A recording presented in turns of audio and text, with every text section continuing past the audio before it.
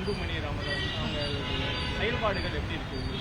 அவங்களோட செயல்பாடு என்ன இருக்கு அது நீங்களே சொல்லுங்களா, தெரிஞ்சுக்கிறேன். ஏன்னா ஏடிஎம்கேவும் பாமகவும் கூட்டணி இருக்கக்குள்ள 2021 எலெக்ஷன்ல கூட்டணி இருக்கக்குள்ள எங்களோட அப்பாவோட நினைவு நாளும் பிறந்த நாள் எதையுமே கொண்டாடக்கூடாது அப்படின்னு சொல்லி பிரச்சனை பண்ணாங்க. 144 போட்டு ஸ்டே ஆர்டர் பண்ணாங்க. அதை மீறி தான் நாங்க பண்ணிட்டு இருந்தோம். அதை நாங்க ஐயா கிட்ட கோரிக்கை வச்சிருந்தோம். பிரச்சாரம் பண்ணக்குள்ள இந்த மாதிரி எங்களுக்கு பர்மிஷன் இல்லாம தடையில்லாம நாங்க நல்லபடியா எங்களோட ஃபங்க்ஷனை கொண்டாடணும், 1 இயர் ஜெயந்தி விழாவா நாங்க கொண்டாடணும்னு சொல்லி கேட்டிருந்தக்குள்ள பர்மிஷன் கொடுத்து ஐயா தான் நடத்தி வச்சாரு. ஸ்டாலின் ஐயா அவர்கள் தான் நடத்தி வச்சாரு.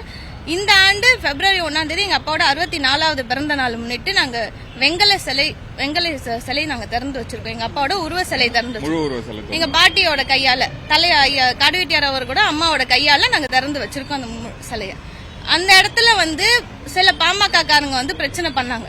பாமக ஐயா ராமதாஸ் அவர்கள், அன்புமணி ராமதாஸ் அவர்கள் தூண்டி விட்டு அந்த இடத்துல பிரச்சனை பண்ணிருக்காங்க.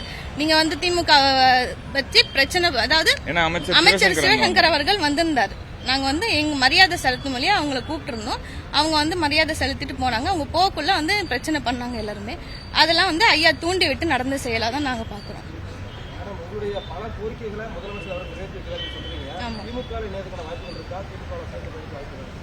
எங்க சமுதாய மக்களுக்கான கோரிக்கையை நாங்க கேட்கிறோம். இன்னைக்கு கூட ஜாதி வாரி கணக்கெடுப்பு எடுத்து அனைத்து சமுதாய மக்களுக்குமான பங்கீடு வழங்குமாறு கேட்டிருக்கோம். ஐயா ஸ்டாலின் அவர்கள் அதுக்கு பரிசீலனை பண்றேன்னு சொல்லியிருக்காங்க. எங்க சமுதாய மக்களுக்கான கோரிக்கையை நாங்க கவர்மெண்ட் கிட்ட கேட்கிறோம். கவர்மெண்ட் அது முடியறதை செய்யறாங்க.